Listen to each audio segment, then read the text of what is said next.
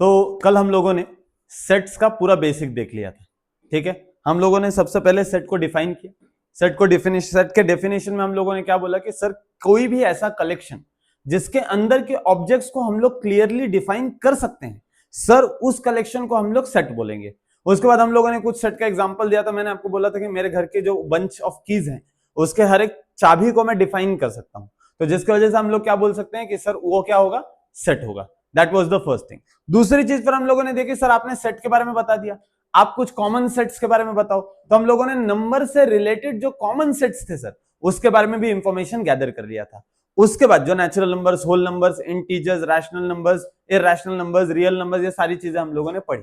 उसके बाद सर हम लोग गए कि sir methods of writing the sets कौन कौन से हैं। तो हम लोगों ने दो मेथड पढ़ा, लिस्टिंग मेथड और रूल मेथड। हमने ये भी पढ़ा कि लिस्टिंग मेथड को रोस्टर मेथड कहा जाता है, जो समय रहने से बिल्कुल भी रिलेटेड नहीं है, बराबर। और दूसरी चीज हम लोगों ने पढ़ी रूल मेथड, और रूल मेथड क्या है, that is set builder form. तो आज हम लोग उसी कंसेप्ट को थोड़ा सा और आगे लेके जाएंगे। हमारे टेक्स्ट बुक के अंदर हम लोगों को ये टेबल देखने मिलता है। सर ये टेबल में हम लोगों को कुछ सेट्स हैं जो लिस्टिंग में लिख के दिए हैं, कुछ सेट्स हैं जो रूल में लिख के दिए हैं, और हम लोगों को लिस्टिंग वाले रूल में कन्वर्ट करने हैं और रूल वाले लिस्टिंग में कन्वर्ट करने हैं, ठीक है। तो सबसे पहले हम लोग हमारा पहला सेट देखते हैं कल के नॉलेज के ऊपर। आज हम लोगों को ये क्वेश्चन सॉल्व करते आना चाहिए, ठीक है। तो देखो a इज इक्वल टू क्या दिया है सर, 2, 4, 6, 8, 10, 12, 14, बराबर है। तो आपको समझ रहा है कि सर ये 2 से लेकर के 14 तक के नंबर है। तो सेट बिल्डर फॉर्म में या रूल मेथड में जब भी आप लिखते हो आपको समझना पड़ता है कि पैटर्न क्या है नंबर का, ये नंबर कौन सा फैमिली को बिलोंग करता है, कौन सा सीरीज को बिलोंग करता है। जैसे अगर मैं देख सकता हूं, देखो एक रूल तो स्पेसिफाइड है sir, a is equal to x of x तो लिखना ही है, बराबर है। a is equal to x of x लिखना है। एक्स ऑफ एक्स का मतलब क्या है कि ये सेट ऑफ एक्स एलिमेंट्स है जिसमें सारे एक्स, ठीक है, हम लोगों ने देखा था शुरुआत से लेकर के अंत तक एक्स ऑफ एक्स का मतलब यही होता है। ऐसा समझ के रखो, आपको इजी जाएगा। अब सर इसमें हम लोग क्लियरली देख सकते हैं 2, 4, 6, 8, 10, 12, 14। सर मुझे जहां तक पता चल रहा है ये सेट ऑफ इवन नंबर्स हैं, बराबर है। और ये इवन नंबर कौन से हैं, नेचुरल नंबर को बिलोंग करते हैं, और ये सारे 14 तक हैं। तो मैं ऐसा लिख सकता हूं कि x of x is an even number less than 15, बराबर है, is an even number less than 15। या फिर आप इसमें और एक चीज दे सकते हो, इवन नेचुरल नंबर, ठीक है, इवन नेचुरल नंबर, ठीक है, even natural number less than 15। तो सर जब हम लोगों ने ये डिफाइन किया तो हमको समझ गया ये क्या है, नेचुरल नंबर है।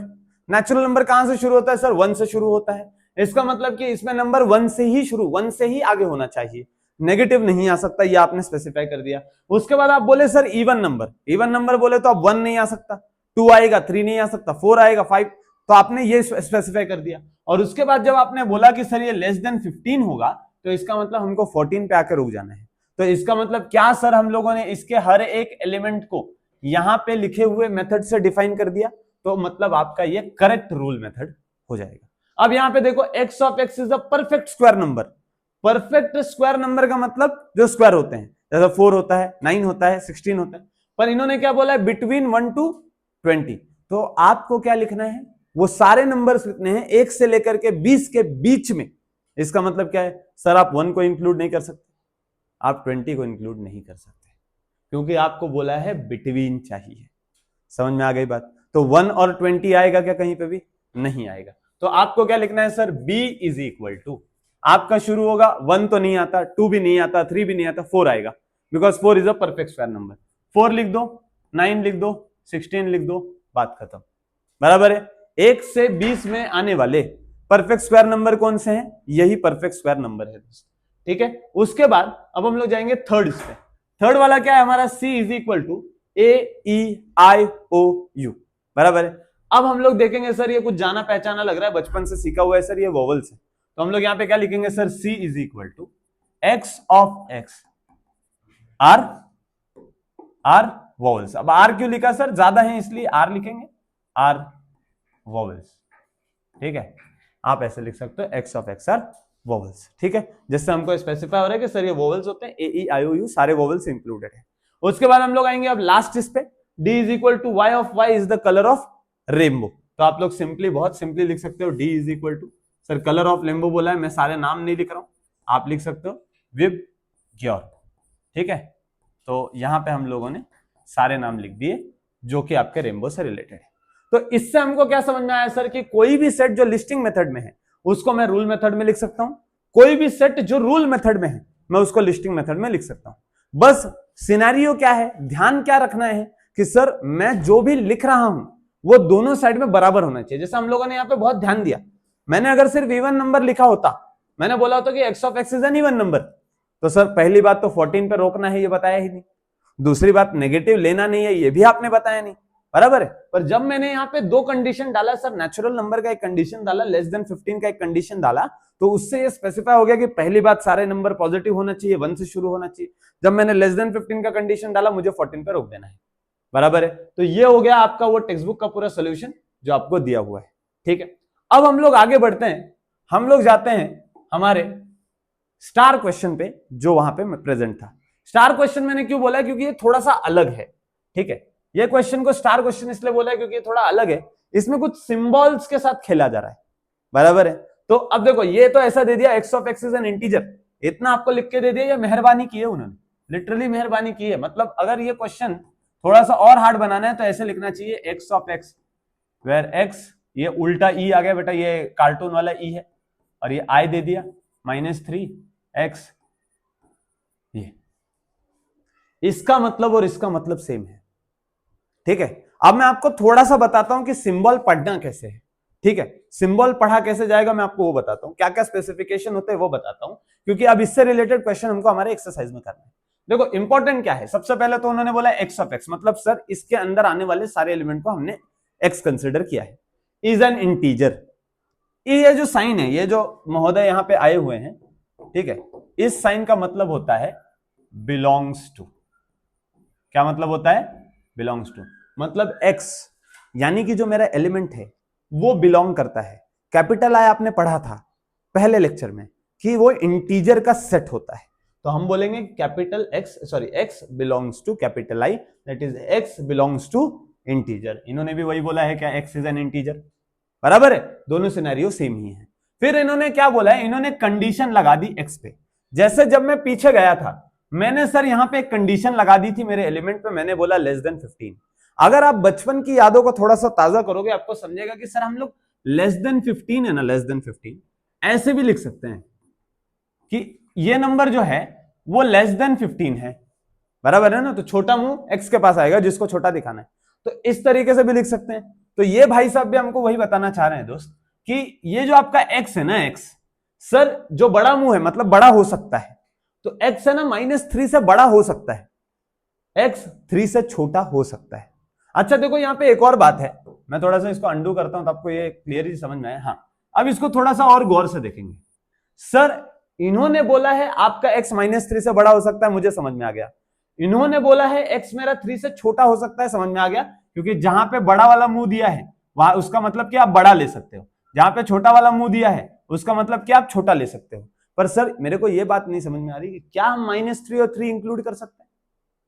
तो उसका स्पेसिफिकेशन यह है कि अगर आपको क्वेश्चन दिया है इस तरीके से तो आप ये एलिमेंट्स को इंक्लूड नहीं कर सकते। समझ में आ गई बात? पर अगर सर फिर इंक्लूड कब करेंगे, वो हमको लिख के देंगे? नहीं, सिंबॉलिक फॉर्म में। कैसा सिंबल आएगा सर? वो आपको ऐसा देते हैं।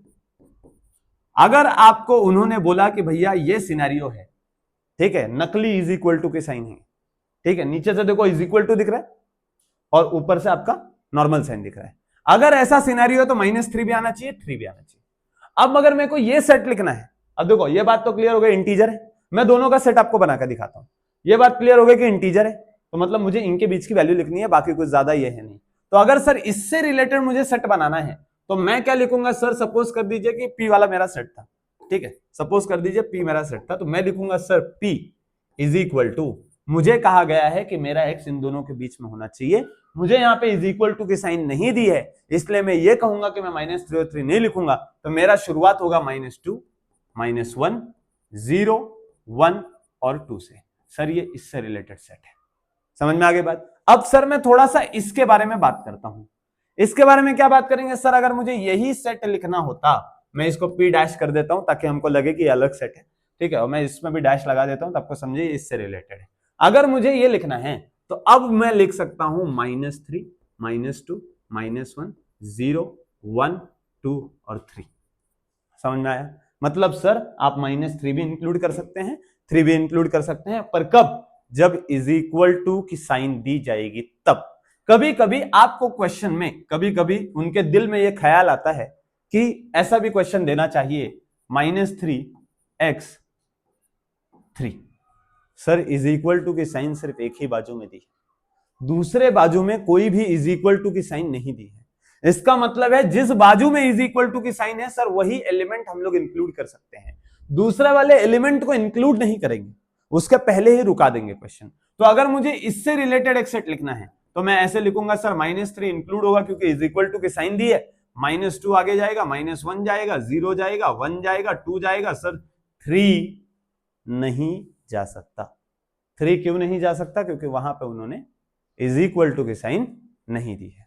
क्या आपको ये पूरा मेथड समझ में आ गया? रूल मेथड, ये वाला क्वेश्चन समझ में आ गया जो कि स्टार क्वेश्चन लिया था। तो एक देखो, एक क्वेश्चन के मदद से हम लोगों ने इतनी सारी चीजें समझा दी।